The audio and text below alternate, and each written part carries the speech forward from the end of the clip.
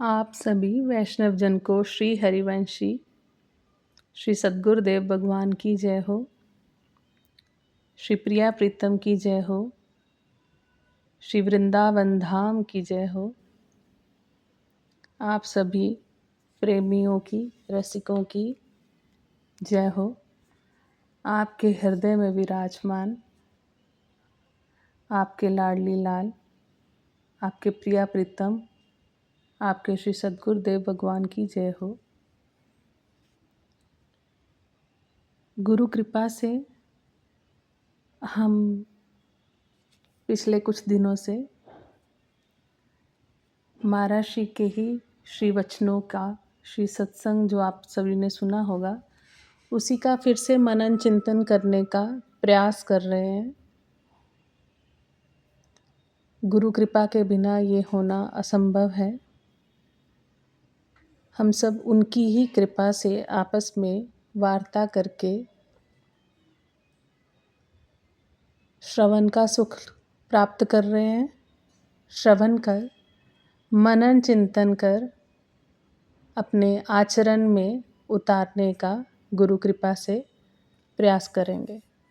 हम सभी को हर रोज़ अपने इष्ट से, अपने गुरुदेव के श्री चरणों में याचना करनी चाहिए, विनती करनी चाहिए, प्रार्थना करनी चाहिए कि हे प्रभु, मैं असमर्थ हूँ, आप मेरे अवगुणों को दूर करें, आप मुझ पर कृपा करें कि मैं आपके बताए रास्ते पर सबको सुख देकर सुखी कर पाऊँ। हित की भावना मुझ में आ जाए। हे मेरे नाथ, ये आपकी कृपा के बिना असंभव है। आप कृपा करें कि मैं इस मार्ग पर चल पाऊँ, इस मार्ग पर चलकर सभी में भगवत दर्शन करते हुए भगवत प्राप्ति की ओर बढ़ पाऊँ। हे नाथ, कृपा करो, मुझ पे कृपा करो।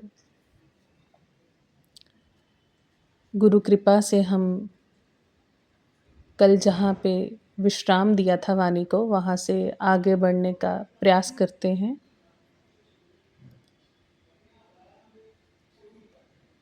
श्री सद्गुरुदेव भगवान की जय हो।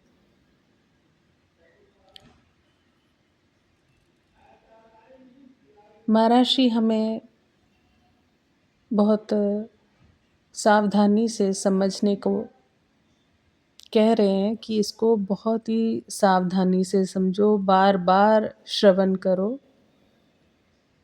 तभी हम इसको अपने आचरण में उतार पाएंगे। महाराज श्री हमें श्री भगवान की वाणी का बहुत अच्छे से, बहुत सरल तरीके से समझा रहे हैं। महाराज श्री कह रहे हैं कि श्री भगवान कह रहे हैं कि अमृत भी मेरा ही स्वरूप है, अर्थात अमृत भी भगवान का स्वरूप है, मृत्यु भी भगवान का ही स्वरूप है, सत्य भी भगवान का स्वरूप है, असत्य भी भगवान का ही स्वरूप है।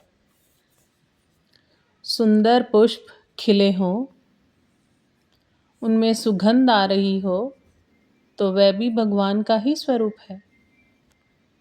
और मांस, हड्डियाँ मैला पड़ा हो, दुर्गंध आ रही हो, तो वह भी भगवान का ही स्वरूप है। भगवान ने राम, कृष्ण आदि कई रूप भी धारण किए। मत्स्य, कच्छप, वराह आदि रूप भी धारण किए। वे कोई भी रूप धारण करें, है तो वो भगवान ही। वे चाहे किसी भी रूप में आए, ये उनकी मर्जी है। वे जैसा रूप धारण करते हैं, वैसी ही वे लीला करते हैं। वराह का रूप धारण करके वे वराह की तरह लीला करते हैं। मनुष्य का रूप धारण करके वे मनुष्य की तरह ही लीला करते हैं। नरसिंह रूप से वे प्रहलाद जी को चाटते हैं। भगवान उत्तंक ऋषि से कहते हैं, मैं धर्म की रक्षा और स्थापना के लिए तीनों लोक में बहुत सी योनियों में अवतार धारण करके उन उन रूपों और वेशों द्वारा तदनुरूप बर्ताव करता हूँ। भगवान सतयुग में सतयुग की लीला करते हैं और कलयुग में कलयुग की लीला करते हैं। कोई पाप अन्याय करता हुए दिखे तो समझना चाहिए कि भगवान कलयुग की लीला कर रहे हैं। वे कोई भी रूप धारण करके कैसी भी लीला करें, हमारी दृष्टि उनको छोड़कर कहीं जानी ही नहीं चाहिए। भगवान कहते हैं, जो सब में मुझे देखता है और मुझ में सबको देखता है, उसके लिए मैं अदृश्य नहीं होता और वह मेरे लिए अदृश्य नहीं होता। जैसे सब जगह बर्फ ही बर्फ पड़ी हो तो बर्फ कैसे छिपेगी? बर्फ के पीछे बर्फ रखने पर भी बर्फ ही दिखेगी। ऐसे ही जब सब रूपों में भगवान ही हो तो भगवान कैसे छिपेंगे और कहाँ छिपेंगे? किसके पीछे छिपेंगे? आप ध्यान से समझें। जैसे सब जगह बर्फ ही बर्फ पड़ी हो तो बर्फ कैसे छिपेगी? बर्फ के पीछे बर्फ रखने पर भी बर्फ तो दिखेगी ही।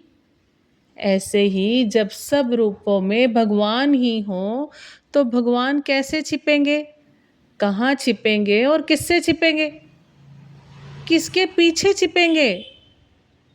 तात्पर्य है कि एक परमात्मा ही परमात्मा परिपूर्ण है। उस परमात्मा में ना तो मैं है ना ही तू है, ना ये है ना वह है, ना भूत है ना भविष्य है, ना वर्तमान है ना सर्ग महासर्ग है, न प्रलय न महाप्रलय है, न देवता है न मनुष्य है, न राक्षस है न पशु है, न पक्षी है न प्रेत है, न पिशाच है न जड़ है न चेतन है, न स्थावर है न जंगम है। एक परमात्मा का सिवाय कुछ भी नहीं है। एक परमात्मा के सिवाय कुछ भी नहीं है। वे एक ही अनेक रूपों में बने हुए हैं। वे एक ही अनंत रूपों में भासित हो रहे हैं। सब कुछ भगवान ही है, ये बात हमें दिखे चाहे ना दिखे। ये बात हमें दिखे चाहे ना दिखे, हमारे जानने में आए चाहे ना आए, हमारे अनुभव में आए चाहे ना आए, हमारे अनुभव में आए चाहे ना आए, पर हम दृढ़ता से इस बात को स्वीकार कर लें कि वास्तव में बात तो यही सच्ची है। कमी है तो हमारे मानने में है, कमी है तो हमारे मानने में कमी है, वास्तविकता में तो कमी नहीं है। सब कुछ भगवान ही है, ऐसा अनुभव करने के लिए क्रिया और पदार्थ की आवश्यकता नहीं है, प्रत्युत केवल भाव की आवश्यकता है। ऐसा अनुभव करने के लिए क्रिया और पदार्थ की आवश्यकता नहीं है, प्रत्युत केवल भाव की आवश्यकता है। हमें केवल अपनी भावना बदलनी है। जब साधक की अंतर्वृत्ति हो तब एक भगवान के सिवाय कुछ नहीं है, और जब साधक की बाह्य वृत्ति हो तब जो कुछ दिखे वह भगवान की लीला है। जो कुछ भी दिखे तब वह भगवान की ही लीला है।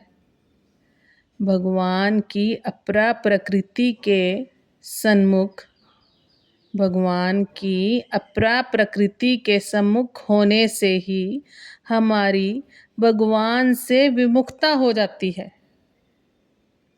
भगवान की अपरा प्रकृति के सम्मुख होने से ही हमारी भगवान से विमुखता हो गई है।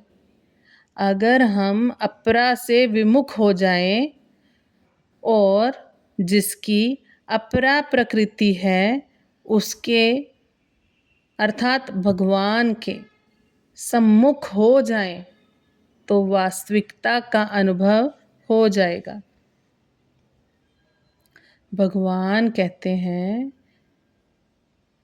जितने भी सात्विक भाव हैं और जितने भी राजस तथा तामस भाव है वे सब मुझ में ही रहते हैं, ऐसा समझो। परंतु मैं उनमें और वे मुझ में नहीं हैं। न त्वहम तेषु ते मयि कहने का तात्पर्य है कि तुम गुणों में उलझो मत। तुम गुणों में उलझो मत। भगवान तो सब में ही हैं। वे गुणों में भी हैं और गुणों में उलझने से हम उनसे दूर हो जाते हैं। यदि हम भगवान को सत्ता और महत्ता ना देकर गुणों को सत्ता और महत्ता देंगे तो हम जन्म मरण में चले जाएंगे। जैसे गेहूं के खेत में गेहूं ही मुख्य होता है, पत्ती डंठल नहीं। गेहूं के पौधे में जड़ तामस है, डंठल राजस है। सिट्टा सात्विक है और गेहूं का जो दाना है वह गुणातीत है। किसान का उद्देश्य केवल गेहूं को प्राप्त करने का ही होता है। गेहूं को प्राप्त करने के लिए ही वह सारी मेहनत करता है। खेती में जल खाद आदि डालता है तो गेहूं प्राप्त होने के बाद उसका पत्ती डंठल से कोई मतलब ही नहीं रहता, क्योंकि उसकी दृष्टि में पत्ती डंठल का कोई महत्व ही नहीं है। इसी तरह साधक का उद्देश्य भी केवल भगवान का ही होता है। सात्विक, राजस, तामस तीनों गुणों का नहीं। जैसे गेहूं से पैदा होने पर भी पत्ती डंठल से किसान का कोई प्रयोजन नहीं होता, ऐसे ही भगवान से उत्पन्न होने पर भी सात्विक, राजस, तामस भावों से साधक का कोई प्रयोजन नहीं होता। जैसे बालक मिट्टी का खिलौना चाहता है तो पिताजी रुपए खर्च करके भी उसके लिए मिट्टी का खिलौना ला कर देते हैं। ऐसे ही हम संसार को चाहते हैं तो भगवान संसार रूप में हमारे सामने आ जाते हैं। हम शरीर बनते हैं तो भगवान विश्व बन जाते हैं। शरीर बनने के बाद फिर विश्व से भिन्न कुछ भी जानने में नहीं आता, ये नियम है। सब कुछ भगवान है, इसका चिंतन नहीं करना है, प्रत्युत इसको स्वयं से स्वीकार करना है। बहुत ही सुंदर बात महर्षि समझा रहे हैं कि सब कुछ भगवान है, इसका चिंतन नहीं करना है, प्रत्युत इसको स्वयं से स्वीकार करना है। स्वीकार करते ही हमारी दृष्टि बदल जाएगी। दृष्टि में ही सृष्टि है, हमारी दृष्टि बदलेगी तो सारी दृष्टि बदल जाएगी। इसलिए अपनी दृष्टि ऐसी बनाओ कि सब रूपों में भगवान ही दिखने लग जाएं। यही सच्ची आस्तिकता है। बहुत ही सुंदर सत्संग चल रहा है। महर्षि की कृपा से हम सब जरूर श्रवण करें। आज हम वाणी को यहीं पे विश्राम देते हैं। कल हम यहीं से महर्षि की कृपा से आरंभ करने का प्रयास करेंगे। जय जय श्वेत हरिवंश। आप सभी वैष्णव के श्री चरणों में बारंबार दंडवत प्रणाम। श्री सद्गुरुदेव भगवान की जय हो। श्री राधा वल्लभ सरकार की जय हो। श्री वृंदावन धाम की जय हो। आप सभी रसिकों प्रेमियों की जय हो। जय जय श्री हरिवंश।